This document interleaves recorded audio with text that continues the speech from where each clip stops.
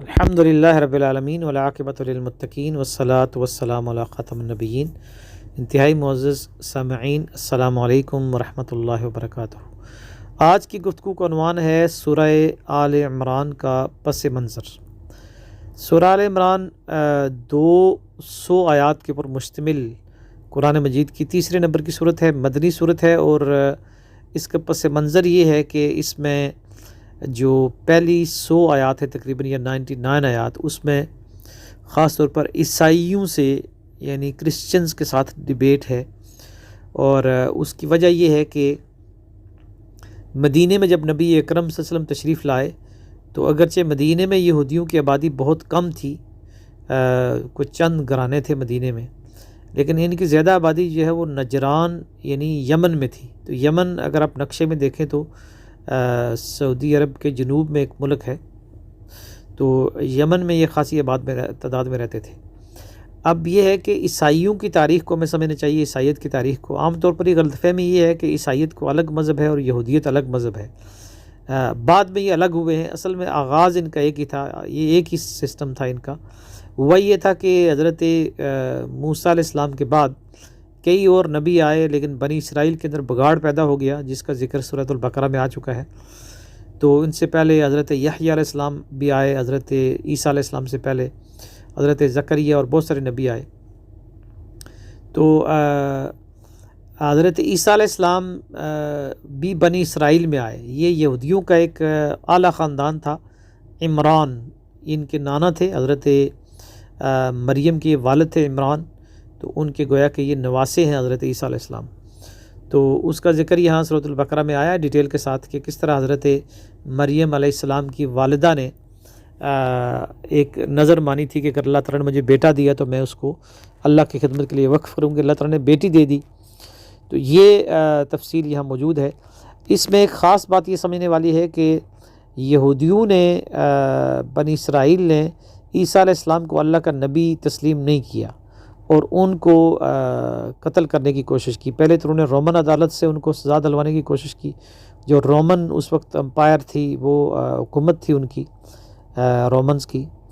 تو یہ رومنز ایسے ہی ہے جیسے آج کل سمجھ لیں کہ جیسے اٹلی والے ہیں یا جرمنی والے ہیں، تو یہ انہی کی نسل تھی وہ رومنز۔ تو یہ جو لوگ تھے انہوں نے ان کی حکومت تھی، اور جو یہودی تھے ان کو مذہبی آزادی حاصل تھی۔ پھر یہودیوں نے اپنی عدالت میں، مذہبی عدالت میں عیسیٰ علیہ السلام کے خلاف مقدمہ چلایا اور ان کو کہا کہ یہ جادوگر ہیں، اور ان کو پھانسی کی سزا دے دی۔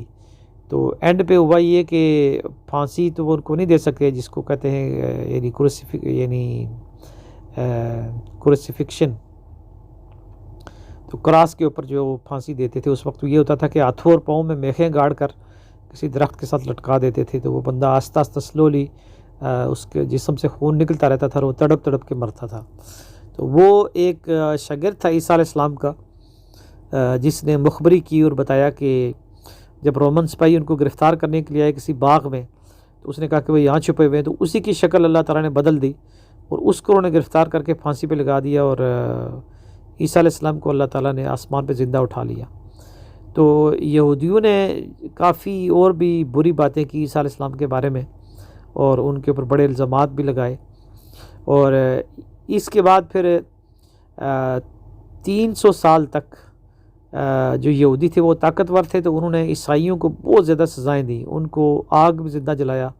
سورہ بروج میں اس کا ذکر ہے، 30ویں پارے کی صورت ہے کہ یہ یمن کا ایک یہودی بادشاہ تھا جس نے اس وقت کے جو عیسائی تھے ان کو زندہ آگ میں جلوا دیا۔ اسی طرح ان کو شیروں کے آگے ڈالا گیا اور طرح طرح کے ان پر ظلم کیے گئے۔ لیکن بعد میں پھر یہ ہوا کہ جو پوری رومن سلطنت تھی، گورنمنٹ تھی، حکومت تھی، اس نے 312 میں عیسائیت قبول کر لی۔ کنسٹنٹائن دی گریٹ، کنسٹنٹائن یہ قسطنطنیہ استنبول کا پرانا نام ہے۔ استنبول جو ہے نا آج کل ترکی کا سب سے بڑا شہر ہے۔ تو یہ دراصل عیسائیت کا بہت بڑا مرکز رہا ہے صدیوں تک۔ تو وہاں پھر عیسائیت پھیل گئی، پھر عیسائیوں نے یہودیوں کو چن چن کے مارا اور ان کو وہی سزائیں دی جو انہوں نے ان کو دی تھی، تو آپس میں ان کی لڑائی رہی۔ تو حالانکہ یہ آغاز ان کا ایک تھا، بعد میں پھر عیسیٰ علیہ السلام کو نئی شریعت لے کر نہیں آئے تھے، بلکہ شریعت وہی موسیٰ علیہ السلام والی تھی، اور لیکن ان کو بائبل دی گئی جس میں وعظ تھا اور نصیحت تھی، اور عیسیٰ علیہ السلام نے بڑی شدید تنقید کی یہودیوں کے علماء کے اوپر. ان کو کہا کہ تم سانپ کے بچے ہو، تم جو ہے نا وہ مچھر چھانتے ہو اور اونٹ نکل جاتے ہو، حرام کھاتے ہو. اور انہیں کہا گیا کہ تمہاری مثال عیسیٰ علیہ السلام نے بائبل میں یعنی کہا، انجیل کے اندر الفاظ موجود ہیں کہ تمہاری مثال ان قبروں کی سی ہے کہ جن کے اوپر چونا پھیر دیا جائے اور اندر گلی سڑی ہڈیاں پڑی ہوں. تو یہودیوں کے یہاں پرابلم یہ ہو گئی تھی کہ ان کے صرف ظاہری رسومات رہ گئی تھی، بڑے بڑے جبے اور بڑی بڑی دستاریں اور فقہی مسائل پہ بحثیں اور فتوے، اور لیکن دین کی جو روح تھی وہ ختم ہو گئی تھی ان کے اندر. تو یہ اس میں تنقید کی گئی ہے پہلی 100 آیات میں. اس کے بعد جو اگلی تقریباً 100 آیات ہیں وہ خاص اس کا مرکزی مضمون ہے، جس میں یہ بات بتائی گئی ہے کہ اب انسانیت کی جو قیادت ہے وہ بنی اسرائیل سے چھین کر اب امت مسلمہ کے حوالے کر دی گئی ہے. تو اس میں خاص طور پر ایک تو غزوہ بدر پہ مختصر تبصرہ ہے. غزوہ بدر پہ ڈیٹیل کے ساتھ جو تبصرہ ہے وہ ہے سورہ الانفال میں آگے چل کے آئے گا یہ. اور پھر اس میں غزوہ احد پہ کافی جو ہے نا وہ 50-60 آیات ہیں، جس میں خاص طور پر یہ بتایا گیا ہے کہ غزوہ احد کیسے ہوا. اور غزوہ احد کے بارے میں ہم جانتے ہیں کہ اس میں جو ہے وہ 70 سے زائد صحابہ شہید ہو گئے تھے. تو اس حوالے سے اس میں کچھ ہدایات ہیں. اور پھر اس میں ظاہر ہے کہ غزوہ احد میں اتنا بڑا نقصان ہوا تھا تو اس میں کچھ ڈسپلن کی چیزیں بتائی گئی ہیں. اور اس کے ساتھ ساتھ اس میں منافقین کا بھی ایک اہم پہلو تھا. غزوہ احد کے لیے جب مسلمان نکلے ہیں نبی اکرم صلی اللہ علیہ وآلہ وسلم کی قیادت میں، تو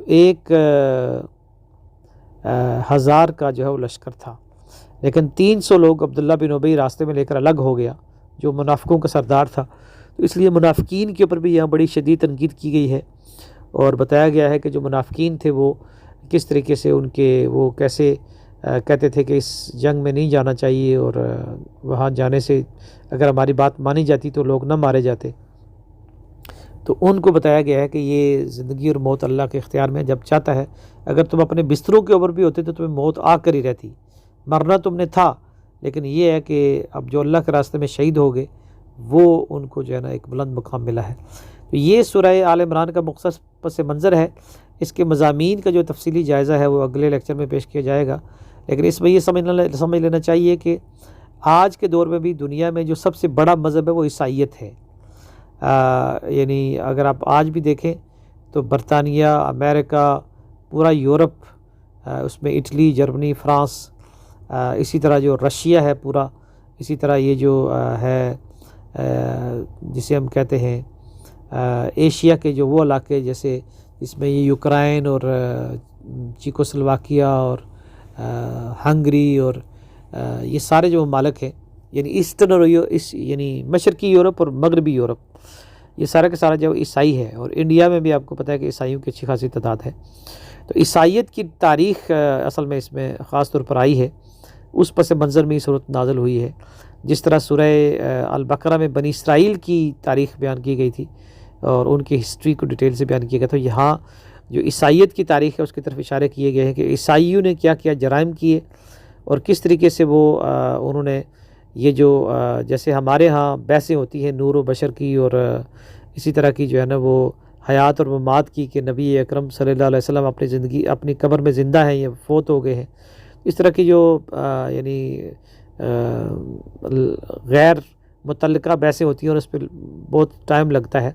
تو یہ عیسائیوں کے ہاں بھی یہی پرابلم ہو گئی تھی کہ انہوں نے دین کی اصل تعلیمات کو چھوڑ کر انہوں نے جو ہے وہ اس طرح کی بحثیں شروع کر دی تھی. اور یہ بھی ایک محاورہ استعمال کیا گیا تھا بائبل کے اندر کہ تمہارا باپ آسمانی خدا ہے. تو باپ سے مراد وہاں یعنی ایسا باپ نہیں تھا کہ جس نے عیسیٰ علیہ السلام کو پیدا کیا ہو ایک باپ کی حیثیت سے، بلکہ وہ خدا جیسے ایک باپ شفیق ہوتا ہے تو اللہ تعالیٰ مہربان ہے، رحمان ہے، رحیم ہے. تو ان الفاظ کو انہوں نے لٹرل معنوں میں، لفظی معنوں میں لے کے تو یہ عقیدہ نکال لیا کہ اللہ تعالیٰ کا بیٹا ہے. تو بائبل جسے ہم کہتے ہیں آج بھی اس میں تورات اور انجیل دونوں اکٹھی ہیں. پہلے اس میں تورات ہے اور پھر اس میں انجیل ہے، دونوں کو ملا کر بائبل کہا جاتا ہے. لیکن یہ ہے کہ یہودی صرف تورات کو مانتے ہیں اور عیسائی صرف بائبل کو کسی حد تک ایمان رکھتے ہیں اس کے اوپر. تو اگرچہ ظاہر ہے کہ وہ دونوں تبدیل ہو چکی ہیں، ان کے اندر سے اصل جو تعلیمات ہیں وہ انہوں نے بدل دی ہیں. یہ پس منظر جب ہمیں معلوم ہوگا تو پھر ہم سورہ آل عمران کو اچھی طرح سمجھ پائیں گے کہ اس میں عیسائیوں کی تاریخ اور اس حوالے سے ان پہ تنقید کی گئی ہے۔ آگے چل کے سورہ نساء میں بھی خاصی ڈیٹیل سے عیسیٰ علیہ السلام کا ذکر کیا گیا ہے۔